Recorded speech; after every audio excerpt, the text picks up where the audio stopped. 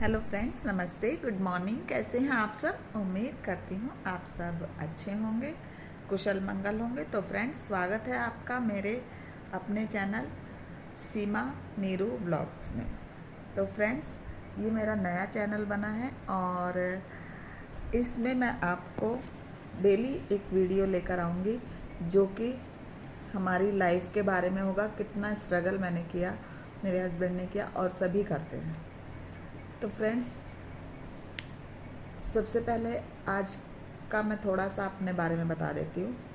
मैं 5 बजे सुबह उठकर मॉर्निंग वॉक के लिए गई। आकर एक गिलास पिया गर्म पानी पीकर थोड़ी देर बाद 5 मिनट बाद मैंने चाय बनाई, चाय पी और उसके बाद वही अपना मॉर्निंग में ब्रेकफास्ट की तैयारी करना, क्योंकि हस्बैंड ब्रेकफास्ट लेकर जाते हैं तो 7:15-20 तक उनको निकलना होता है और टाइम पर पहुंचना होता है, क्योंकि जॉब ऐसी है आप 5 मिनट भी लेट नहीं हो सकते हो।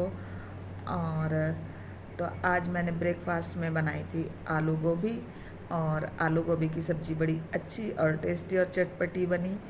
और हालांकि मैंने अभी तक खाई नहीं है, मतलब ब्रेकफास्ट नहीं किया है, लेकिन फिर भी टेस्ट तो कर ही लेते हैं ना। तो मैंने टेस्ट की, काफ़ी अच्छी बनी थी। और साथ में मैंने दिया दही और रोटी। पराठे हम लोग नहीं खाते हैं तो दही रोटी दी, रोटी पर हाँ घी अच्छे से लगाकर। तो फ्रेंड्स चलिए, उसके बाद मैंने थोड़ा किया रेस्ट के बाद आ गया दूध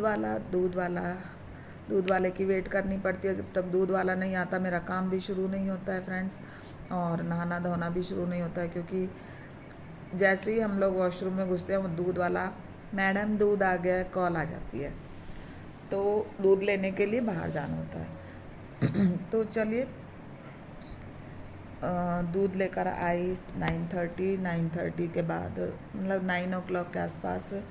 उससे पहले चाय वगैरह पी ली थी, तो उसके बाद फिर आकर घर का काम शुरू किया, पूजा पाठ करके घर का काम सारा सब कुछ करके थोड़ा रेस्ट किया।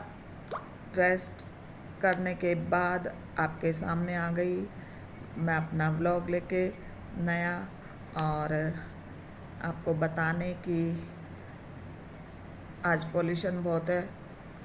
पड़ोसियों ने आग लगा दी है और आग में से उठ रहा है धुआं, और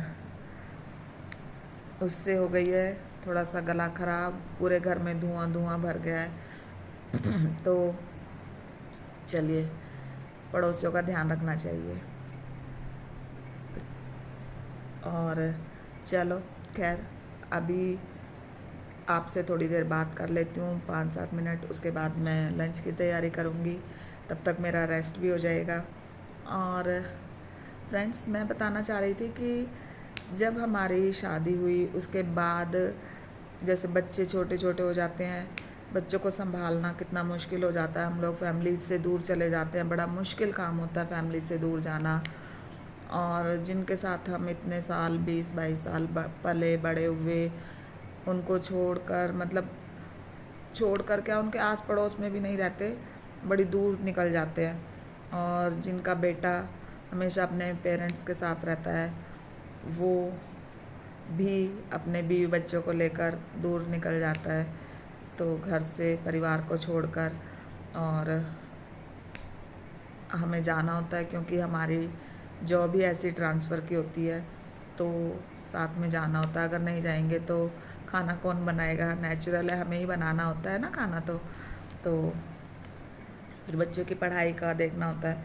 तो चलिए, तो उसके बाद शादी के बाद हमारा फर्स्ट ट्रांसफ़र, ऐसे तो उस टाइम जब शादी हुई तो हस्बैंड थे नत्था टॉप, तो नत्था टॉप थोड़े दिन रहे। फिर हमारे बच्चे हो गए छोटे छोटे से, तो उनको लेकर हम दिल्ली आ गए। दिल्ली में तो हमारा ट्रांसफ़र हुआ। ट्रांसफ़र के बाद स्ट्रगल किया इतने पॉल्यूशन में, इतना दूर ऑफिस, 15 किलोमीटर जाना, 15 आना, शिफ्ट की जॉब, मॉर्निंग जाना, आफ्टरनून में आना, फिर जाना इवनिंग में, फिर नाइट करनी। तो बच्चों को, छोटे छोटे 2 बच्चे लेकर रहना नई जगह पर बड़ा मुश्किल काम हो जाता है। दोनों बच्चे छोटे, बिल्कुल छोटे छोटे से, बड़ा परेशान करते थे।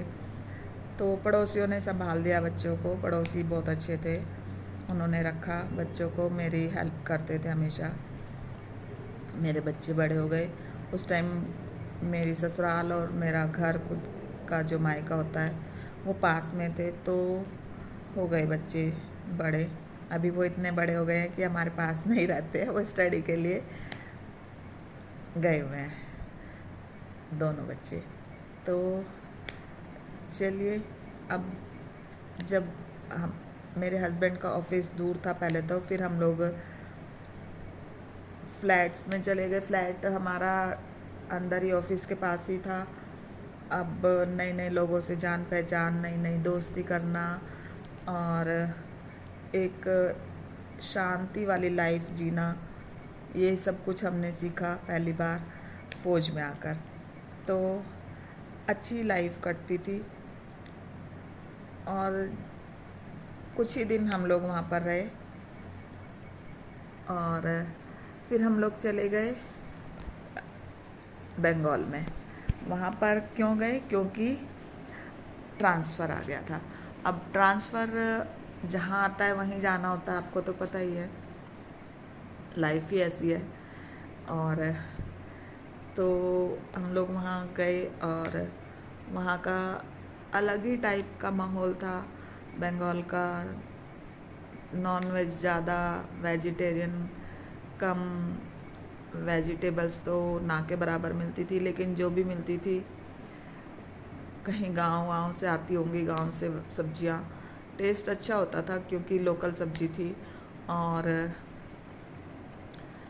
अजीब सा लगता था क्योंकि नॉनवेज से हम लोग दूर ही रहे हैं हमेशा, और वहीं पर ही नॉनवेज मिलता था, वहीं पर ही वेजिटेबल्स मिलती थी, तो कैसे ख़रीदें? क्योंकि उधर से मक्खियाँ बैठती थी नॉनवेज पर और उधर वेजिटेबल्स पर उड़कर आ जाती थी।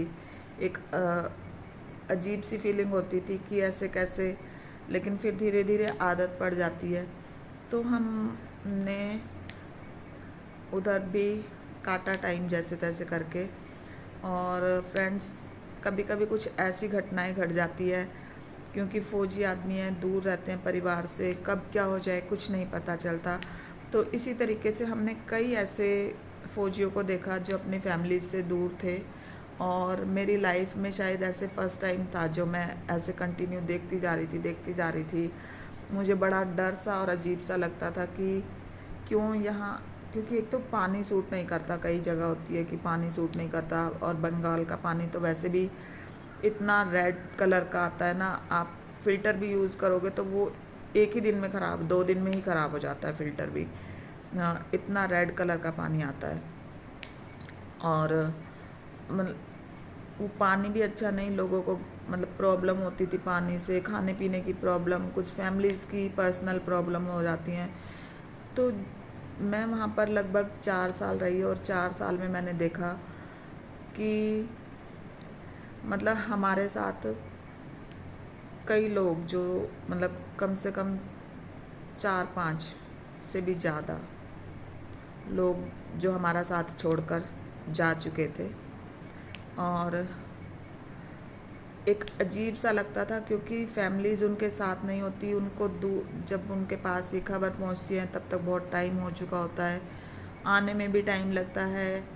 और मतलब वो आदमी अपनी फैमिली से कुछ बोल नहीं सकता है, हॉस्पिटल में एडमिट होता है, कई बार सडनली हार्ट अटैक से या जो भी कुछ क्या होता है कुछ नहीं मालूम।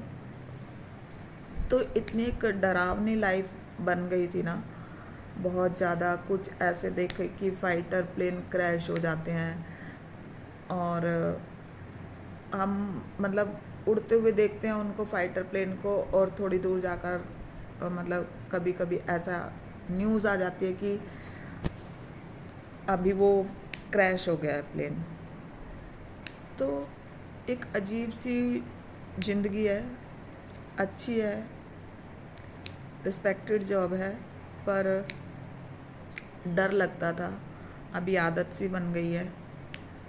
ये तो देखो कभी भी किसी के साथ भी हो सकता है, इसको हम ये नहीं बोलते कि फ़ौज में ही होकर होता है, बाहर भी बहुत कुछ हो जाता है। लेकिन क्योंकि जब हम लोग नए नए होते हैं तो उस टाइम हमें मतलब बुरा लगता है कि फैमिलीज़ पास में नहीं होती। चलिए, जो भी कुछ था बड़ा स्ट्रगल था उस टाइम, और आज भी है, लेकिन फिर भी आज फैसिलिटीज़ बहुत हो गई हैं। उस टाइम थोड़ी कम थी, आज से 25 साल 20 साल पहले। तो मैं कहना चाहती हूँ यही कि मैंने कल भी आपको अपनी वीडियो में बताया था, आज भी मैं आपको वही बता रही हूँ कि जो लोग फौजियों की रिस्पेक्ट नहीं करते, मैं उनको आज भी वही बोलती हूँ कि रिस्पेक्ट कीजिए। वो अपने परिवार से बहुत दूर बैठे हैं आपकी सेवा के लिए, है ना। तो अगर वो 24 घंटे सतर्क नहीं रहेंगे तो आप लोग कैसे सेफ रह सकते हैं। और फिर आप लोग उनके साथ मतलब कुछ सभी नहीं, कुछ लोग रिस्पेक्ट नहीं देते हैं। और चलिए, अभी मैंने आपको बोला कि रिस्पेक्ट दीजिए, और उम्मीद करती हूँ आप रिस्पेक्ट देंगे भी। जो नहीं देते हैं वो दीजिए रिस्पेक्ट। वैसे तो हमारे यहाँ के लोग बहुत अच्छे हैं जो फौजियों को बहुत बहुत ज़्यादा रिस्पेक्ट देते हैं, देखा है मैंने। और अपने आसपास सफाई रखिए, अपनी सेहत का ध्यान रखिए, सकुशल रहिए, अपने परिवार का ध्यान रखिए। हमेशा आपकी आयु लंबी हो, इसी शुभकामना के साथ मैं आपसे लेती हूँ